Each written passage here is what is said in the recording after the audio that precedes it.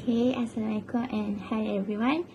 Today I would like to present to you all about our organizational behavior group assignment, or we can call it as OP group assignments. Okay. Okay, for my part, I would like to present to you all about introduction. Okay, first of all,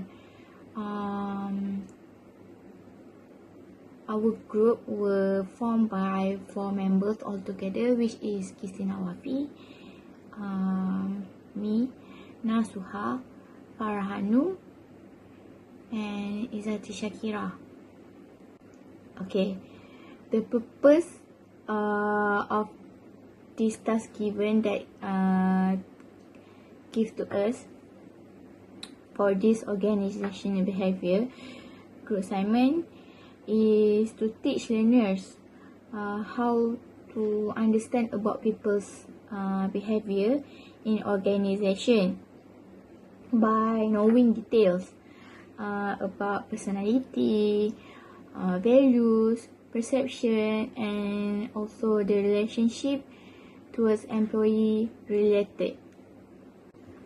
Okay, next purpose why we do this OP group assignment is because to learn about management that can be used to enhance employee well-being. Okay, lastly is because we want to learn how to analyze and evaluate about the importance of developing managers' interpersonal skills. Bismillah, hi and Assalamualaikum. Let me introduce myself first. My name is Naswa binti Mumarifin, NDB 1906148. I am from DBS 5G. Today I will present about personality. Personality is the sum total of ways in which an individual react and interact with others. Atau maksud bahasa Melayu dia, kepribadian adalah jumlah cara di mana seseorang individu bertindak balas dan berinteraksi dengan orang lain. Tunjukkan yang personality sangat penting dalam kehidupan kita. Sebagai contoh yang paling mudah saya boleh bagi, kita pergi interview dekat sebuah syarikat. Tentu kita akan berpakaian yang kemas dan masa sama bila kita tengah interview, orang tu akan tanya kita macam-macam soalan. Tapi, kita kena tahu sepatutnya kita menjawab soalan tu, kita menunjukkan kepribadian kita. Okay, next, I will explain about personality traits, inherent characteristic that describe an individual's behavior, atau maksud bahasa Melayunya, sifat berkekalan yang menggambarkan tingkah laku seseorang individu. They have 3 personality determinants. The first one is heredity, second one environment, and the third one is situation. Okay, the first one, heredity, bermaksud keturunan. Factors determining and conception, one's biological, physiological, and inherent psychological makeup. Maksudnya, personality yang dia mengikut keturunan kita. Okay, the next one is environment. The result of the individual interaction of his or her surrounding. Maksudnya personality dia mengikut persekitaran dia. Kalau dia dekat rumah, mungkin personality lain. Kalau dia dekat sekolah, personality dia lain. Okay, the third one is situations. Change of personality in different situation. Maksudnya, lain keadaan dia, lainlah personality dia. Untuk keadaan masa dia tengah sedih, personality dia lain. Kalau dia tengah gembira, personality dia lain. Okay, the next one is the big 5 model of personality dimension. Okay, we will start with agreeableness. Okay, as example, good nature, cooperative, trusting versus cool, disagreeable, and antagonistic. The second one is extroversions. As example, sociable, gregarious, assertive versus reserved, timid, and quiet. Okay, the third one is emotional stability. As example, calm, self-confident, secure versus nervous, depressed, and insecure. The fourth one is conscientiousness. As example, responsible, dependable, persistent, organized versus easily distracted, disorganized, and unreliable. The last one is openness to experience. As example, imaginativeness, artistic, sensitivity, intellectualism versus conventional, and find comfort to familiar. Okay, this is major personality attributes influencing OB. They have 7. The first one is Machiavellianism. The second one is narcissism, locus of control, self-monitoring, type A personality, self-esteem, and risk-taking. Okay, what is locus of control? Locus of control is the degree to which people believe they are master of their own fate, that they have two internal and external. Okay, internal is individual who believe that they control what happened to them. Apa yang diorang kawal apa yang ada dengan diorang. Okay, that's the internal. For external, individual who believe that what's happened to them is controlled by outside force such as luck or change. Okay, yang ni lain. External ni individu yang diorang yakin apa yang jadi kat diorang tu ada hikmah. Machiavellianism is degree to which an individual pragmatic maintains emotional distance, belief that ends of justify means. So as a reminder, they have three. The first one is direct interactions, minimal rules and regulations, and the last one is emotional distress for others. Okay, the next one is self-esteem, a personality trait that measures an individual ability to adjust his or her behavior to external situation factors. Self-monitoring is individual degree of liking or disliking themselves. Maksudnya kat sini, individu tu suka ke tak dengan diri dia. A person with high in self-esteem tend to be more satisfied with their jobs than those with low self-esteem. Maksudnya dekat sini, kalau kita suka pekerjaan kita tu, kita akan rasa satisfied dengan apa yang kita buat. Ialah sebab kita suka, kita buat apa yang so hari-hari kita pun akan jadi gembira, kita akan senyum, macam tu. Tapi kalau kita buat benda yang kita tak suka, setiap hari tu masih ada je masalah, ada je benda tak kena. Ada je benda yang mengganggu mood kita. Okay, the next one is risk-taking. High risk-taking and low risk-taking. As example, high risk-taking is make quicker decisions.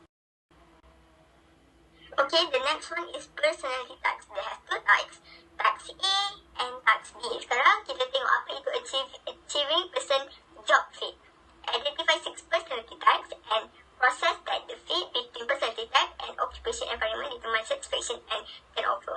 Selalunya achieving person job fit ni, dia dapat ke orang yang betul-betul minat dengan pekerjaan yang dia dapat ni. Diorang akan fokus kat kerja diorang ni sebab diorang buat benda yang diorang minat. Macam saya kata. Okay, the next one is person organization on fit. Okay, the person organization fit essentially argues that people are attracted to and selected by organization that match their values and they leave organization that are not compatible with their personalities. Selalunya kalau person organization on fit ni, dia pasal kumpulan. Apa pun yang kita buat, kita kena cari group atau organisation yang boleh bekerjasama dengan kita. Baru semua kerja kita tu akan jadi lebih mudah. Kita kena nilai diri kita ni macam mana. Kita ni buat kerja cepat ke tak? Kita ni sesuai tak satu group yang dia. Kalau kita rasa macam kita ni menyesat kat organisation ataupun group mates kita, better kita change ourselves ataupun kita cari any group yang sama personality kita. Okay, this is my last slide. Relationship among occupational personality. Okay, we have 6. The first one is realistic, investigative, artistic, social, enterprising, and conventional. Okay, kalau kita boleh lihat daripada gambar ni, diorang saling memerlukan. Yang ni ke sini, ni ke sini. Diorang saling memerlukan. Macam itulah dalam kehidupan kita, dalam organisation kita. Okay, that's all from me. Thank you.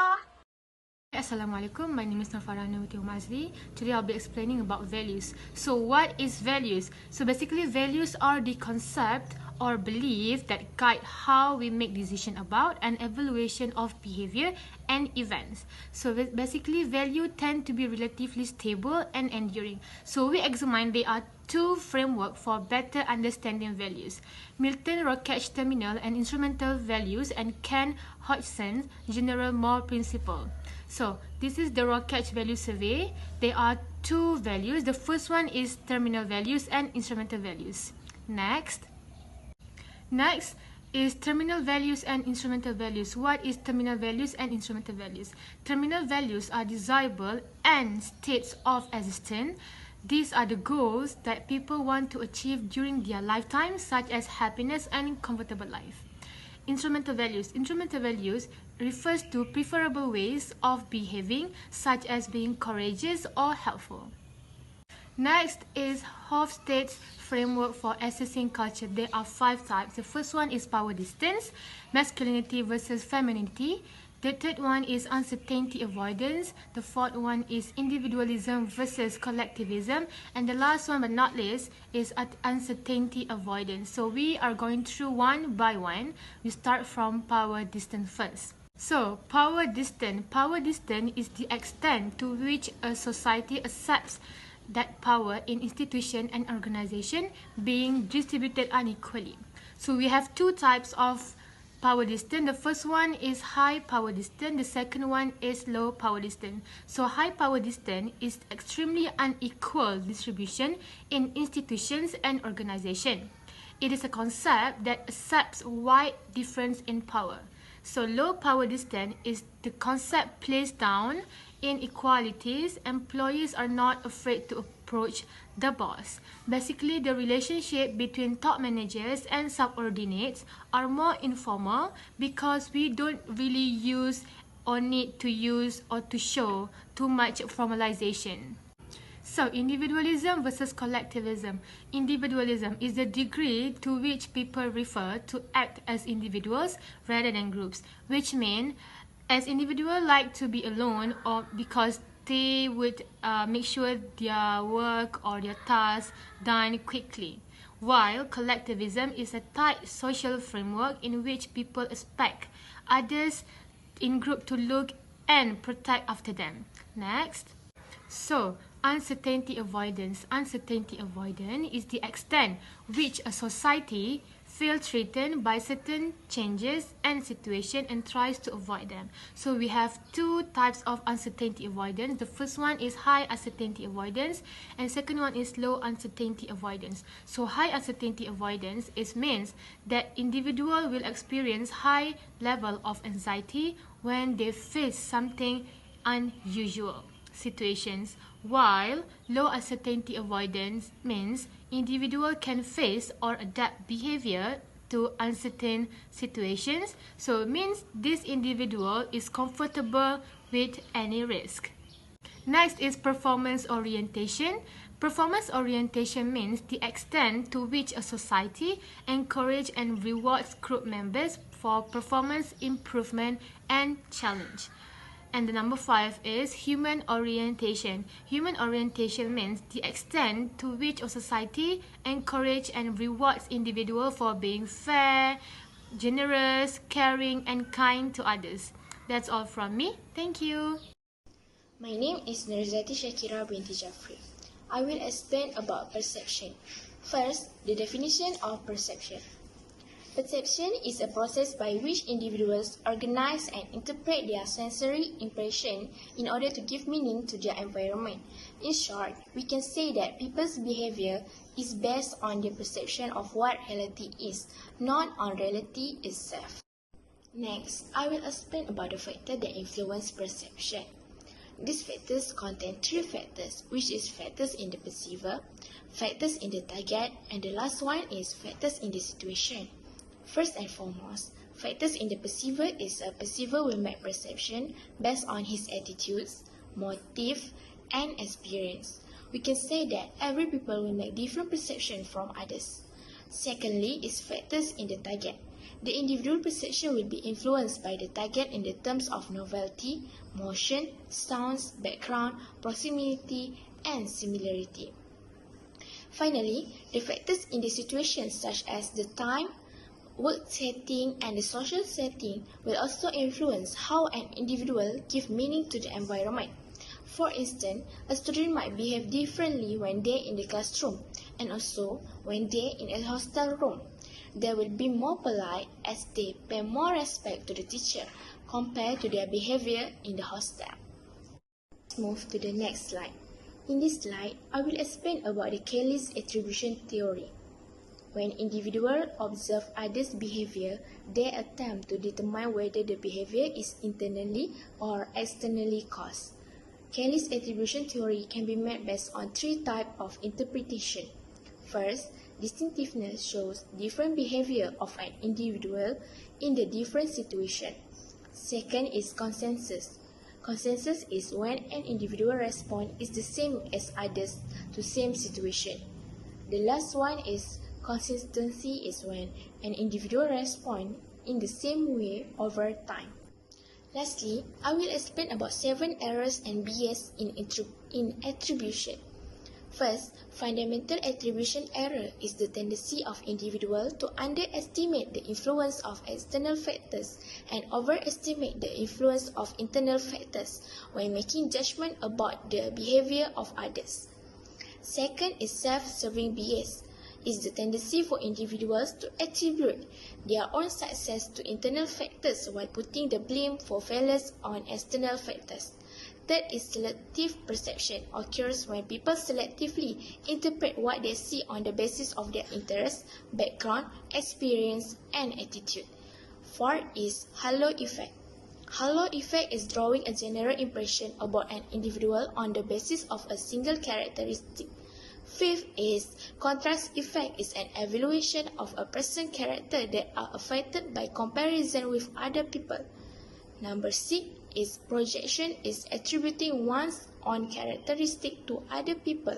And the last one is stereotyping, means judging someone on the basis of one's perception of the group to which that person belongs.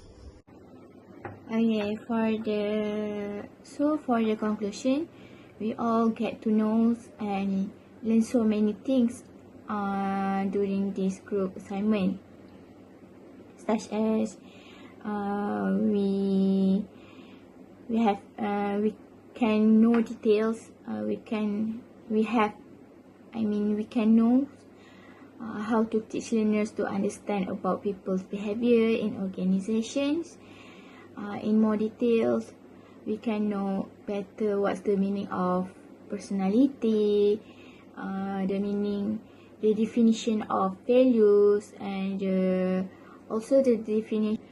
Next, we also can know that personality types were divided into 16, which is examples such as extrovert versus introvert, sensing vs intuitive, thinking vs feeling, major personality attributes, influencing OP, and locus of control. Okay, like I have said just now, we learn about perception, values, and personality. Okay, for the values part, we have learned about the definition, and values were divided into 2 types, which is high power distance and low power distance. And in this OP assignment, we also learn about